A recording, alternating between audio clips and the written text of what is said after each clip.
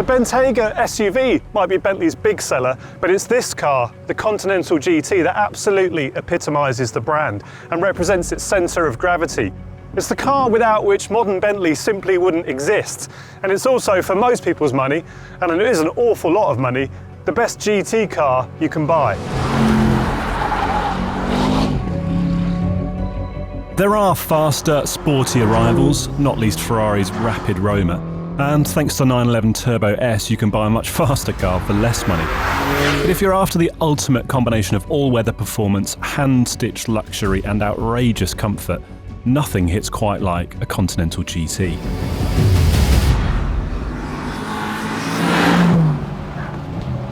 But to justify a price tag of £250,000, it's not enough for a car to be merely good, is it? It needs to be something truly extraordinary. So here they are, the 4 things we absolutely love about Bentley's Continental GT V8S convertible, and the one slightly niggly thing that if we could, we'd change.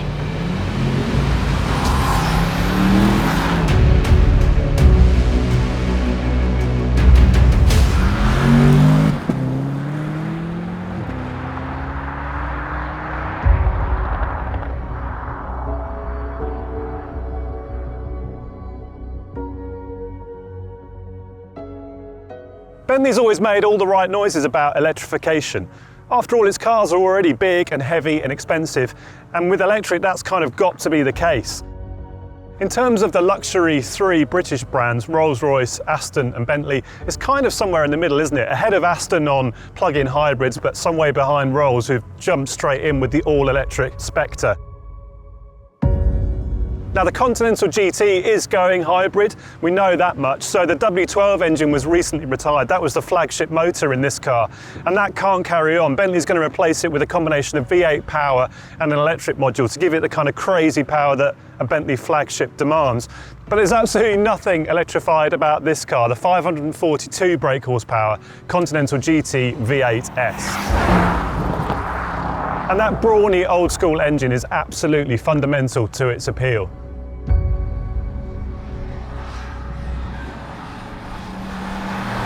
So for as long as this 3rd generation Continental GT has been on sale, there's really been 2 powertrain options. You've got the W12 and this, the twin turbo V8. Now the W12 is obviously the faster engine, that had the performance advantage on paper, but that motor never quite sounded as good as its cylinders count would suggest. When that made this engine, the V8, really the one to go for. It sits a little bit lighter in the nose, and it certainly pulls a little harder at the heartstrings. But really the great Bentleys are defined by a duality. This ability to bring together luxury and refinement on one hand with incredible sportiness on the other into one package. And the V8S powertrain really epitomises that. So it's the 4-litre V8 engine and an 8-speed twin-clutch gearbox. And really, it's all about the drive mode. So you've got custom, you've got comfort, Bentley and sport. And in Bentley or comfort, really the powertrain backs right off. So the upshifts come just after tick over, the gear shifts themselves are buttery smooth. And this 2.3-tonne car just kind of wafts along on a wall of torque. And on the motorway, you're getting like 26, 27 mpg. And it's only really when you flex your toe just to get up to speed that you're reminded that you're not actually driving an EV. It's kind of that quiet and that refined. And yet when you find yourself on a decent stretch of road, click down to sport, and the S's standard sports exhaust kind of really wakes up the engine. And suddenly she's a real entertainer.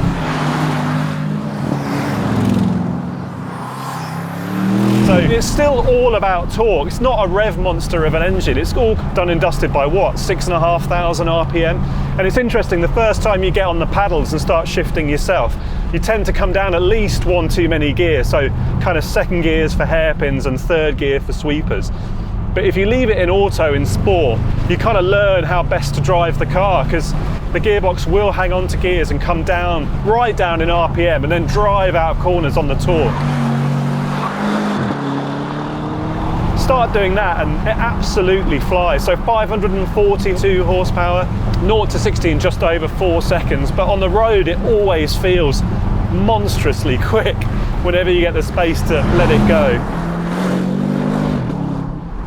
And the gearbox is just impeccably behaved. The shifts are so smooth, and some people might want a bit more drama, you know, when you're coming down the box, like bang, bang, bang. There's none of that in this. It's all in a velvet glove, but it just means it never interrupts the acceleration or the driving experience. And then, of course, the secret weapon, certainly as a year-round GT, is the four-wheel drive system. I mean, the grip laterally, because of the tyre footprint on the tarmac, and then under acceleration is just massive. Traction is just total in the dry, and even in the wet, bringing on wheel spin, it just doesn't happen. You can pull out onto a motorway, get your foot down, and just fly up to speed. Does that make it less involving because you don't have to think as much? Maybe. You know, in cars like a DB12 or a Roma, you're going to have to be a bit more careful deploying the power in bad weather, but it just makes this thing such a total all-rounder and just incredibly rapid, whatever's going on weather-wise. Cars like this are all about enjoying yourself. They're about on-tap automotive hedonism. It's about the sun on your face and that V8 roar all up in your ears. And that's why, for me, I think the Continental GT is epitomised by the convertible. This is the sort of ultimate version of it. Allow me to explain why.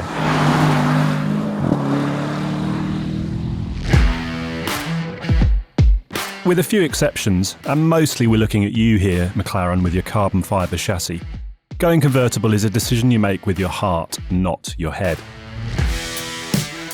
You're likely going to have to accept an increase in weight, a reduction in stiffness, more noise, and potentially, as is the case here, less luggage space. With cars like Porsche's Cayman and Boxster, not to mention the BMW M4, it's always a really tough call, but you'd likely take the tin top every single time. They are, after all, sports cars, and you really want to experience them at their very sharpest. The Continental GT is different. It almost feels like it was designed as a convertible first and a coupe second. That's how comfortable it feels as a convertible experience. And the roof itself is nice. I mean, it's beautifully insulated. The car's really quiet with the roof up, but it'll come down in under 20 seconds and you can do it at up to 30 miles an hour. It's so refined in here. I mean, you can chat away to your passenger at 70 miles an hour. You can still hear Radio 4 at 80 miles an hour, and you can still hear yourself think the wrong side of 100 miles an hour. And it really is a year-round convertible. That four-wheel drive powertrain means it's a 365-day-a-year car. So you've got this heavily raised screen that gives you plenty of shelter. You've got the air scarf blowing warm air on the back of your neck, heated seats, heated armrests, heated wheel. So heavy frosts, even a bit of light rain, doesn't stop playing this thing. And it's just part of the experience. There's a sort of slightly nostalgic element to it. It feels like tipping a hat to the glory days of motoring, and the convertible is absolutely a part of that. There are a few trade-offs. There's a bit less space in the back and the boot is ever so slightly smaller. You're going to pay more for the car, obviously, and it's slightly heavier, but it's all the better for hearing that V8 do its thing. So while the exhaust is pretty muted in comfort or custom or Bentley, and when you get it into sport with the roof down and get yourself out onto a road worth driving, it just makes the experience that much more special.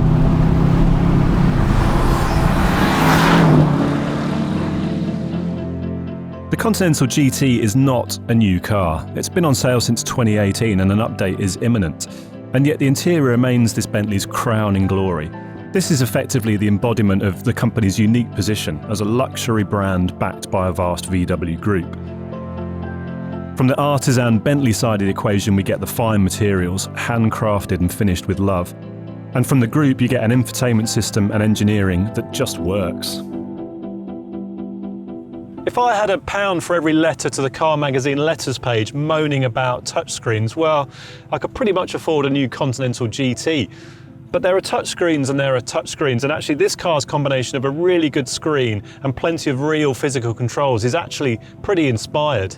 So there's actual physical controls for a lot of the climate control functions like temperature and fan speed, heated seats, all of that kind of stuff. And then the great big drive mode controller, which soon becomes second nature.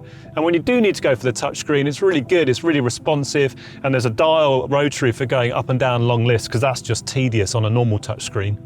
And then you've got the Continental GT Interior's pièce de résistance, that £5,000 rotating display option. And it really is a touch of genius. So all of your infotainment touchscreen functions are there when you need them, but when you want to put it all away, press the button and you've got either 3 analog dials or just clean dashboard. And while that may not sound like a big deal, it actually makes a huge difference. It feeds into that kind of slightly nostalgic vibe of the car. And on long nighttime journeys, just being able to tone down the amount of light in the cockpit and kind of declutter it just really makes a difference.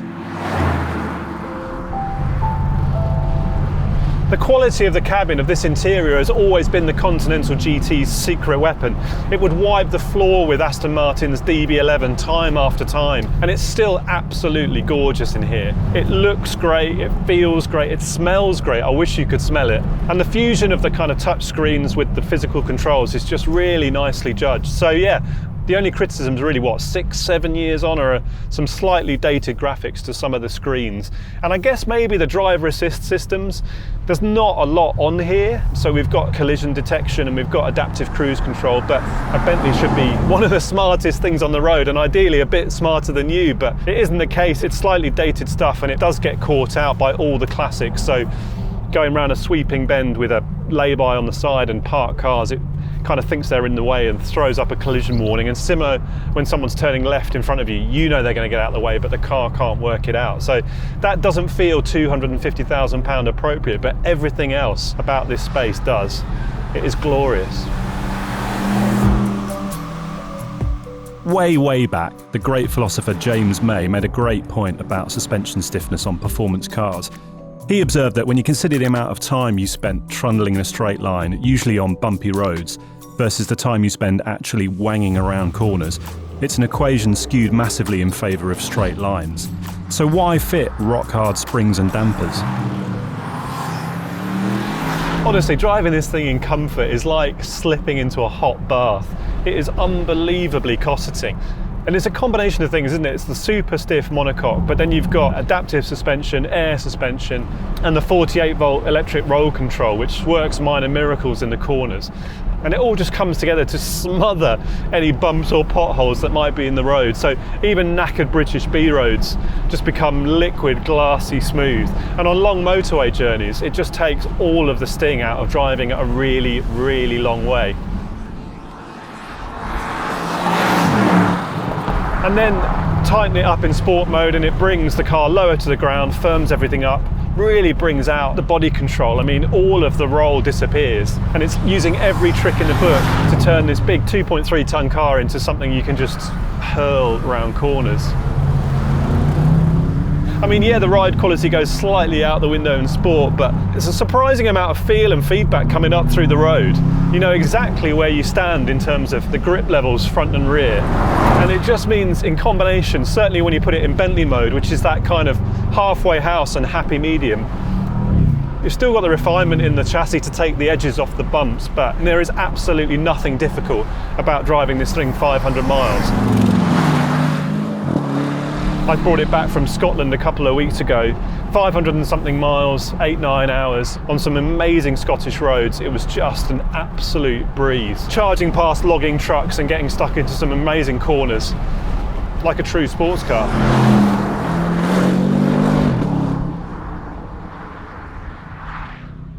So really my only gripe with the V8S is that it doesn't go quite far enough. There are two versions of the Continental GT that let us know that this car can let its hair down and have a really good time. There was the outrageous Pikes Peak hill climb car, which I was fortunate enough to drive, and then there was the W12 Speed, which borrowed quite a bit of tech from the hill climb Pikes Peak car and was also genuinely interested in having a really good time pretty much all of the time.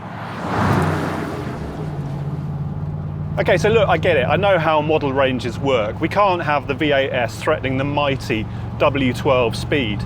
But surely it could be a kind of halfway house, almost like the 911 GTS to the W12's GT3. The other V8 Continental GT options like the Azure, they're all about well-being and luxury dialed right up. And it can't be right that this car, the S, has exactly the same chassis setup as those. No, something badged S, but a bit more playful and with a bit more attitude. That would be pretty special.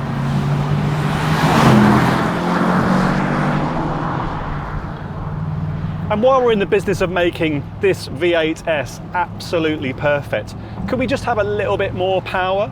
Now I know asking for more when you've already got 542 horsepower might be seen as a little bit greedy, but we know this engine can do it. So this 4-litre twin turbo V8, you'll find it in all sorts of VW Group cars, Porsche's Cayenne Coupe Turbo GT.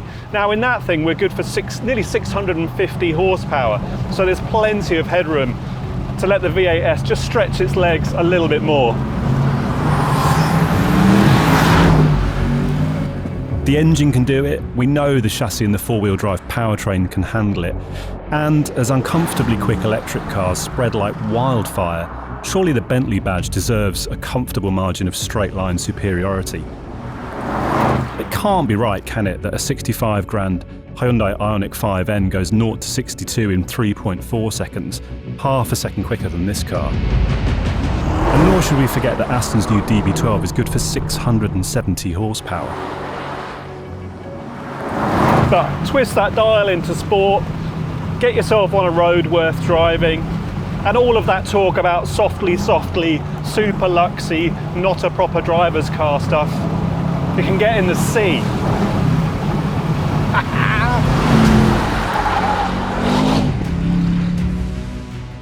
In so many ways, the Continental GT V8S hasn't aged a day. It's so beautifully engineered, realised and executed as to feel all but timeless. But an S with a slug more power, a more rear-biased character, and a chassis set up in sport mode to let it battle the latest generation GTs from Aston and Ferrari. All of that without compromising any of the comfort that makes this car such an incredible big distance machine. That would be a car to put the V8S Conti GT right back on top of the class it's come to define. So come on, crew, how about it?